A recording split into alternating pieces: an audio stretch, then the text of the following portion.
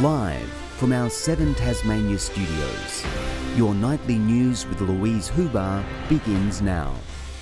Good evening, everyone. There's been another tragedy on Tasmania's roads with a double fatality near Exeter. For more, let's cross to our reporter Letitia Wallace. Good evening, Letitia. How long will the highway be closed for?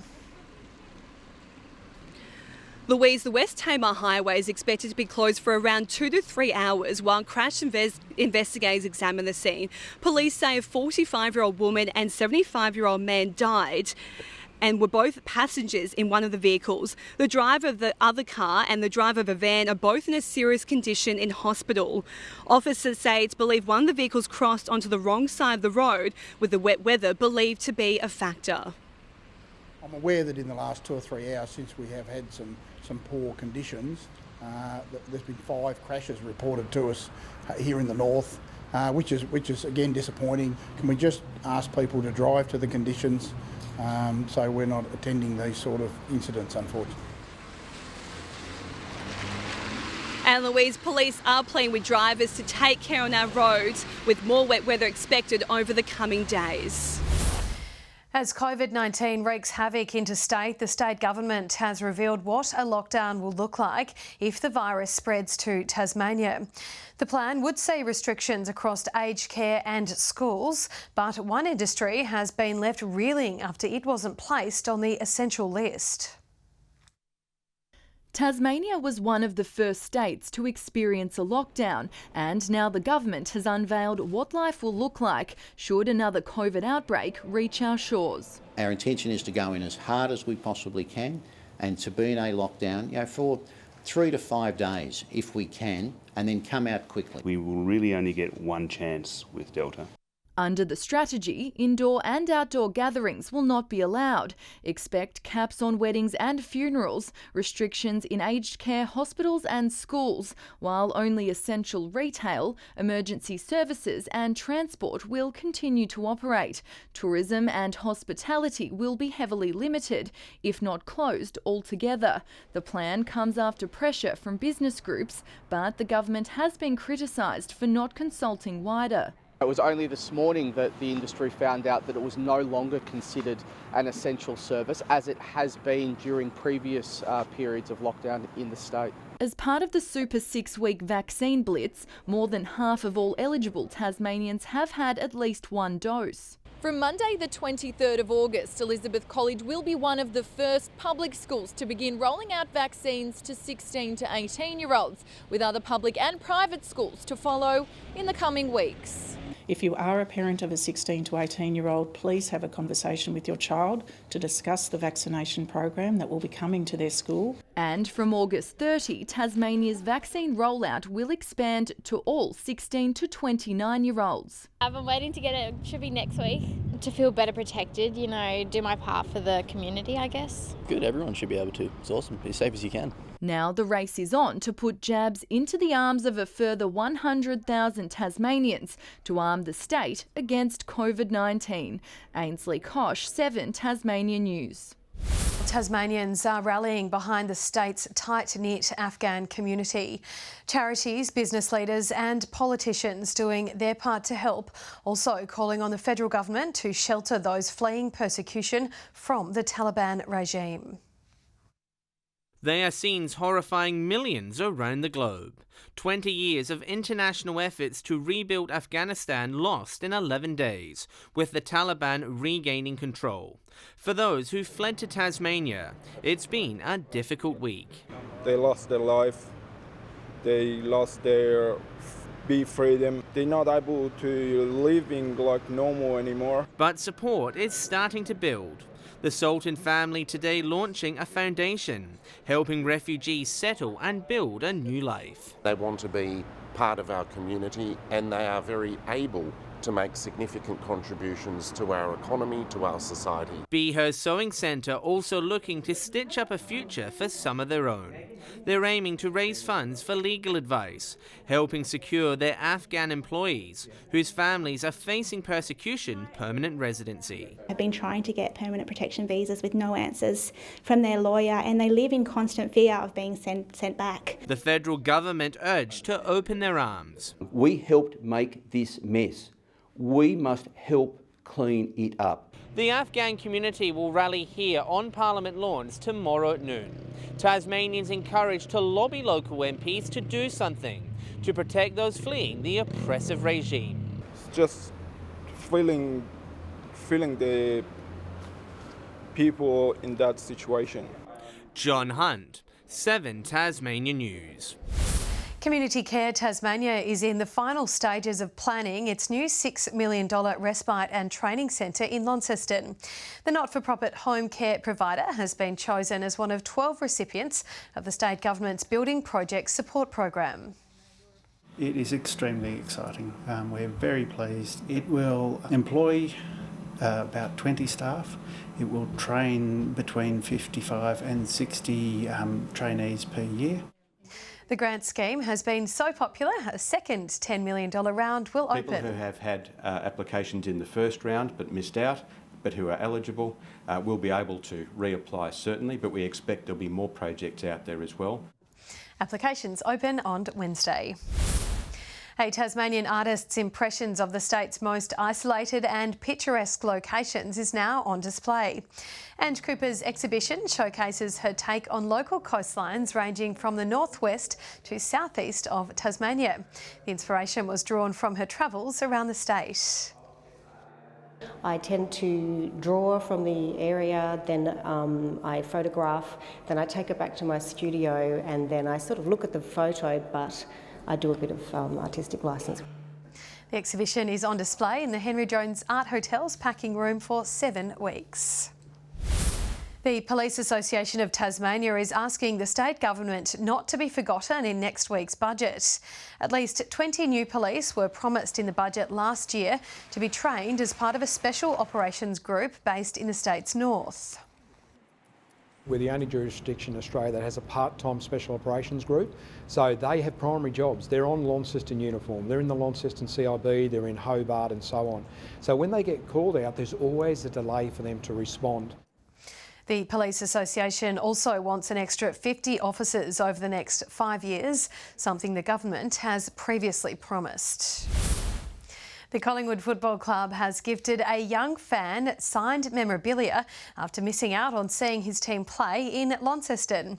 One of his teachers contacted the Magpies after seeing how crushed the Grade 4 student was. A young student beaming with excitement, Jackson Graham's school unveiling a gift for him from his AFL idols.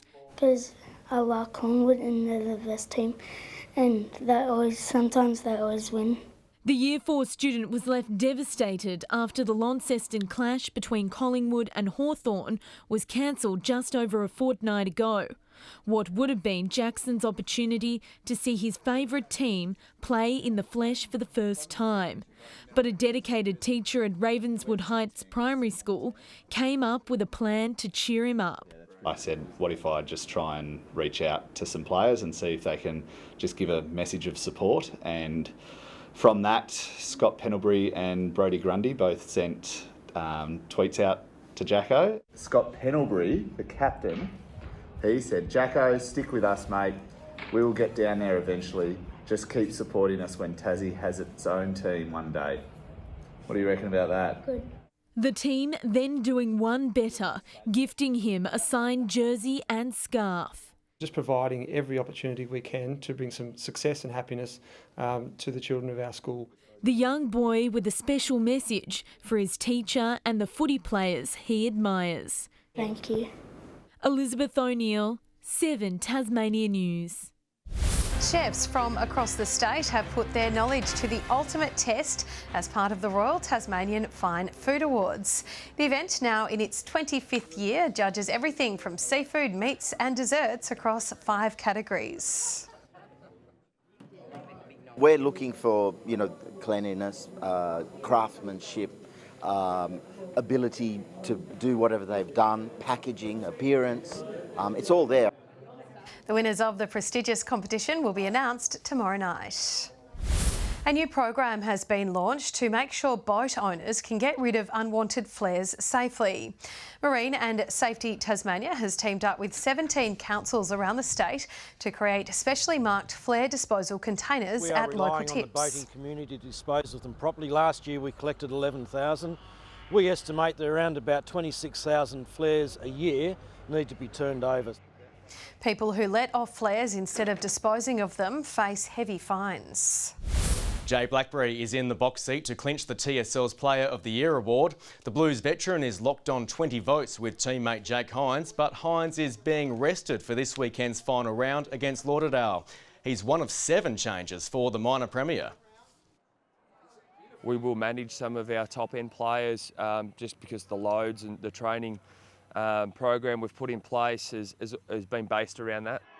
North Hobart will claim the wooden spoon. The D's end their season again at home against Clarence. Glenorchy's year will end with a tough road trip to UTAS Stadium to face the Northern Bombers, who have locked in second on the ladder. Meanwhile, Lindisfarne and Huonville have dominated the SFL over the past 5 years, and more will be added to their rivalry this Saturday. The winner will secure a home qualifying final, while a Huonville loss could see the Lions finished as low as 4th and miss out on a double chance. Both dubbing Saturday's fixture a mini-final. We've been undefeated at Lindisfarne this year, so we just want to keep on winning, and a home final will be great for us. It's that huge incentive that's different to other years, where rather than, like you said, be at the top and worrying about a grand final, it's sort of just taking it week by week now. The first bounce is at 2:15 at Huonville. A broken leg and 8 months out of the saddle are finally behind Tasmanian apprentice jockey Tegan Vorum. The 25-year-old makes her comeback tomorrow, marking another chapter in her story following a famous debut. Whitemoor's Tegan Vorum had a white-hot start in 2017, riding home her first ever winner and backing it up with 3 more on the same day, an Australian first. But her career came to a crashing halt in December after a track work mishap. I went to ride her forward and she took 2 steps backwards and up she went on her back legs and came back down on top of me. The fall broke Vorum's leg, crushing a good run of form after moving from Tasmania to South Australia in 2019. A couple of weeks out from the injuries when I started riding a few more winners, so I went out on a bit of a good note, but hopefully we can come back on a good note tomorrow. She has 3 rides booked for her return at Morfordville. Her best chance, 4-year-old gelding, Extra Time. And Extra Time races away with the National Stakes. He's drawn a nice barrier and I think we can get a nice sit just off them, and I think he's a really good chance to run the top 3. And once she's in the barrier, the nerves will disappear. We'll be mind on the job then, so we'll be more worried about what's going on around me and how the race is going to work out from there. The Hobart Hurricanes women have snared another signing ahead of the WBBL campaign. Batting all-rounder Rachel Treneman will make the move south from the Sydney Thunder for the following 2 seasons. The 20-year-old was a prolific scorer in last year's one-day competition, making more than 300 runs, including 4 half-centuries. Tasmanian netballers will miss the chance to compete on the national stage for the 2nd year in a row. The Australian Netball Championships will no longer take place in Victoria next month. Tasmania had only recently reformed as a standalone team. This is the first year in a while we've had our own Tasmanian team, so yeah, it's awesome to get out and play against the other states and see where you're at, and yeah, just get that exposure and experience. The championships usually provide a pathway for local players to the Super Netball League. The NBL has pushed back the start of the season by 4 weeks. The Jack Jumpers are welcoming the mid-November tip-off, especially since the side has only a handful of players in the state. We're struggling with COVID to get players into Tasmania at the moment, so it just gives us that bit of extra time to make sure that the whole team's here and get a good 8 weeks training going into the season. The club is requesting Friday night games in the upcoming fixture, believing it will work best for Tasmanian fans. And tonight's Friday Flashback is for the West Coast. In 1993, the Herald Sun Tour left its traditional home of Victoria to start in Queenstown and saw cyclists travel through Strahan, Zeehan and Rosebery before heading to the northwest. The pictures were televised in more than 100 countries. All was calm in Queenstown leading up to one of the country's premier cycling races. The sports-mad town, with a gravel oval for a velodrome, was about to be overrun by 50 of the world's best riders, disembarking from the able Tasman. No one really rides bikes up the West Coast, so I certainly don't go up there training, so I don't really know what to expect. What they got was a packed starting line and a lone photographer, whose image now hangs in Queenstown's Galley Museum. He quickly scurried off when the starter's gun fired. The whole town seemed to be there for the 10-lap criterium, cheers coming from each side of Orr Street. 4 Tasmanians took part, but the European riders were considered best suited to the short but steep path beyond. In Strawn, tactics started to be seen, with teams protecting their best riders. But it was Victoria's Lincoln Kelly who made a brave solo effort, extending his lead as competitors crossed the old Henty Bridge before zipping into Zeehan. But Kelly was caught on the entry to Rosebery, Dave Mann of Great Britain winning stage 1. There's no explanation for why the White Pages monster was there, but it led the chorus of support in Stanley. Away they go. A circuit of the town was the easy part, 5 sprints and 2 King of the Mountains destroyed legs. One rider led for 3 hours before being caught on the ascent through Yolla. In Burnie, Olympic gold medalist Dean Woods was first across the line. It's very difficult to say whether I'm going to hang on to lead if I have the lead at all, but I'm very happy to even win a stage. Tasmania's third leg had riders leave Burnie for a set of hill climbs through Guns Plains and onto Devonport. Germany's Marcel Wuss the winner, and all too happy to give his local sponsor a plug. We're sponsored by Spirit of Tasmania, and I think the sponsor can be very happy with us. The final stages returned to Victoria, where the winner on the West Coast, Dave Mann, was crowned overall champion. Especially with it being so mountainous, it makes it pretty special. And a special memory for Tasmania's Wild West.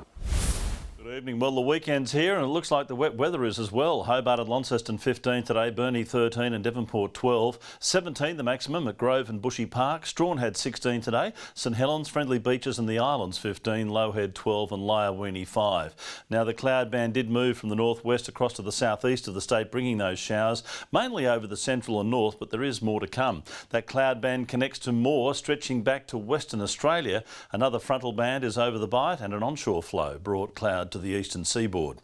Tomorrow, the first of a series of fronts will cross Tasmania as the high pressure system has ridges over most of the rest of the country. Winds northwesterly reaching 25 to 35 knots over southern waters before tending west-northwesterly in the afternoon. We have a gale warning. That's from Tasman Island to Sandy Cape and a strong wind warning for remaining coastal waters. And a flood watch for the northwest, north and northeast river catchments. Let's look at the forecast for tomorrow. Hobart a shower or 2 and 16 degrees, 12 the top for Maydena, showery, partly cloudy for Oatlands and 13. Launceston 15 the top with showers.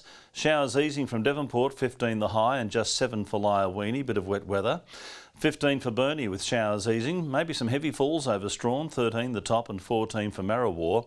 And for St Helens, a shower or 2 and 16, partly cloudy for Swansea and Orford, 17 and 16 degrees. On Sunday, a few more showers, less frequent over the east, a late thunderstorm for the northwest. Showers and possible hail on Monday with snow lowering to 600 metres, and on Tuesday partly cloudy for the north and east with a shower elsewhere and snow again around to that 600 metre mark. Showers in Perth tomorrow along with Adelaide, partly cloudy weather in Melbourne, morning showers forecast for Canberra and Sydney, a sunny 26 in Brisbane. Bit of cloud around, Hobart 13 degrees at the moment, showery in Launceston 11, Devonport mostly cloudy and 12 degrees. Now Louise, I know you'll be adding to your family unit very soon and that's where we have something in common. This week Donna and I have found out that we're going to be grandparents. Yes, I know, someone as young as me being a grandparent. You don't believe it, do you? I believe it. That's wonderful news. Congratulations, Murph. That child will be inundated with granddad jokes, I'm sure. That's all your news for now. I'll be back later on with updates. Thanks so much for joining us. Good night.